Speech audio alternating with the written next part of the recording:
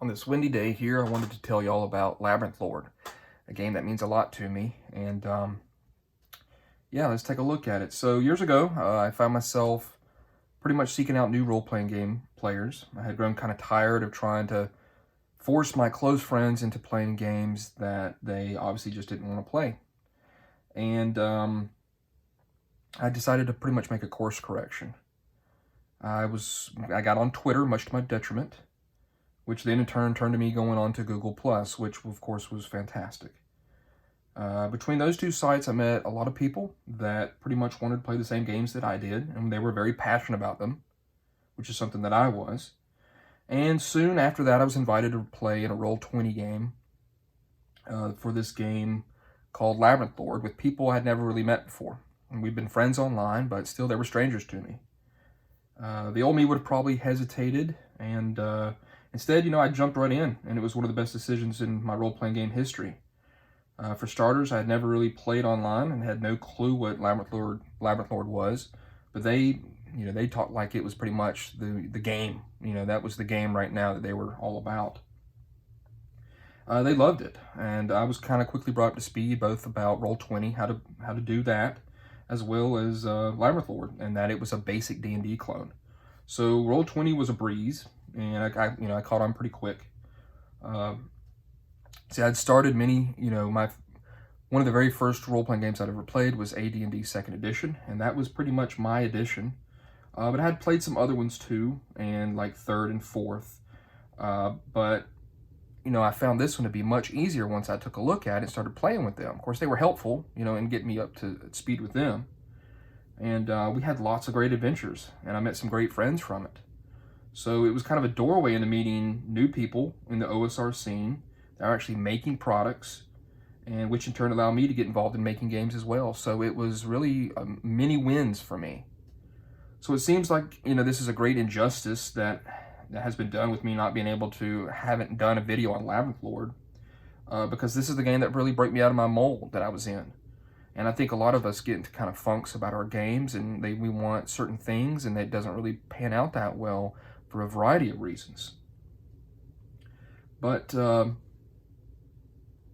it seemed like, Labyrinth Lord was, it was one of the first D&D clones. It was known by a lot of people in the community, and it doesn't really have the splash that it once did, being it's less current than some of the other games like Swords and Wizardry or Old School Essentials.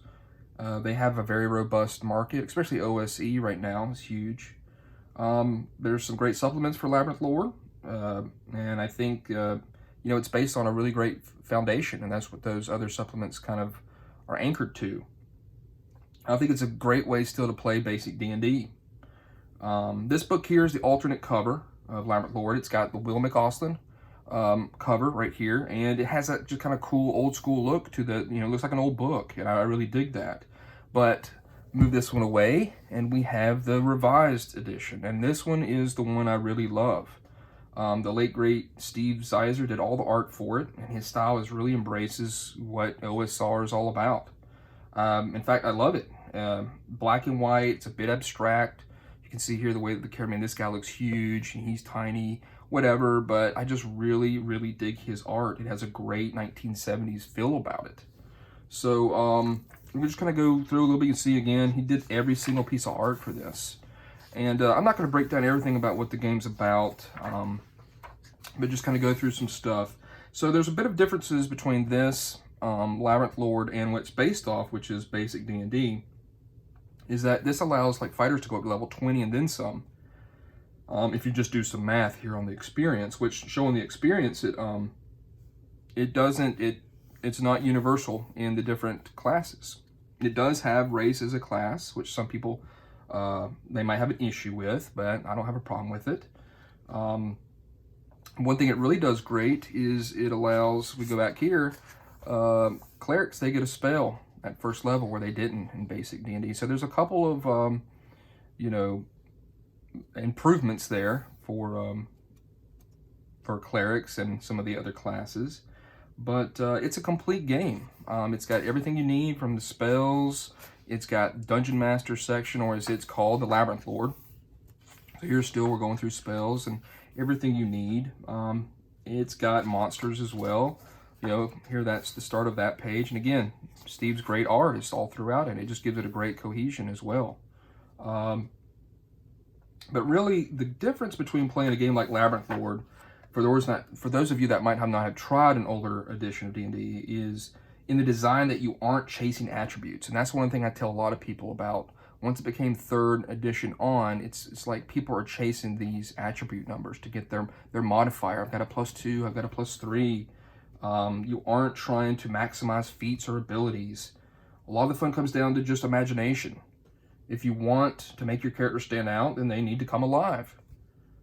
They aren't given life with some mathematical hijinks that lets you do a ton of damage or make a bunch of attacks and pretty much just nuke a creature right when you see it. The characters are more fragile. They need to think about survival, and more importantly, they need to be more unique. They have to be individuals, interesting, and do heroic actions in order to make them stand out. You've got to prepare for dungeons and caves and all sorts of adventures you might go on. You have to think about equipment, scrolls, and embraces henchmen, which was something I was not really 100% used to, but I really love henchmen. And a lot of times, a PC that died, the henchman took over, and we liked playing the henchman. So the basic of fantasy role-playing are front and center. But they, it obviously embraces a lot of kind of classic tropes of fantasy with skeletons, goblins, and bandits, but not that the game can't do anything more abstract. I mean, if you look at Stonehill, obviously it can do stuff that's quite abstract, but it definitely obviously embraces that with its art and just how fragile you are and what type of creatures you're going to have to go up against. You won't be looking at the book that much when you play Labyrinth Lord. That's one of the best things about it. You won't be having to constantly find some triggering ability on your character sheet. Seems like anymore with some modern games, there's all these abilities you have, and you've got to look at your sheet and, oh, okay, that's going to trigger now because I can do that or this, and you're not going to do that. You're going to be paying attention to the adventure, trying to make your character stand out, and then really that's some of the most fun that you're going to have with the game. I do have a few gripes with it, and they're very minor. There's some slight confusion about a couple of rules and how they might be interpreted. And this section here on missile attacks, it has the missile weapon ranges table is here instead of in the equipment where the missile weapons are. So many times, just because from what we're used to, we'll be looking at the missile weapons, how much damage they do, and then where's the range table, and it's back here in the combat section. I wish it was in both, actually. That would be very helpful. So minor gripes. But if you go into this game understanding what it's doing and being okay with being fragile and having some of these different things, these different saving throws and not much hit points, then you're going to have a blast. I've got the link down in the description where you can check out the book and others from Goblinoid Games, which makes it. I'll also be doing a video on the other book that's called the Advanced Edition Companion, which brings the game kind of almost up to AD&D First Edition to some degree, and I'll talk about its difference, the differences between the two, as well as the fact that I enjoy these two books, this book and the other book, split apart. I enjoy just being able to have this and say, what are we going to play? And it does take a little bit of the Labyrinth Lord to be able to say, you're going to use this rule, kind of piecemeal together rules that you may want. Maybe some from the Advanced Edition Companion, maybe some that are still from here. So, it makes it a little bit of work, but I enjoy the fact they're separate because you know exactly if I just grab this, what it's going to be doing, and the other book, once we add that, what it's going to be doing. So I still think Labyrinth Lord has a lot of fun to be had with it, even though it's been somewhat left behind compared to some newer games, or clones, I should say. And, I hope this video has been helpful. It's been a delight, of course, to crack open this book again and think about all the friends I made with it.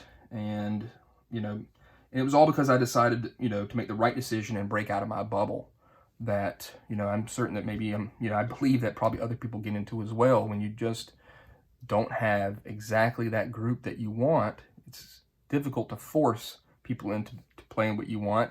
You need to go out and search for those people that are just enthusiastic about it as you are. So, thanks for watching this video. Said it's not a very long one, but you can check out in the link. You can check it out for yourself. I also believe there's an no art version that you can get for free if you want to check out the rules. But this is tried and true Labyrinth lore, and really this is for my channel.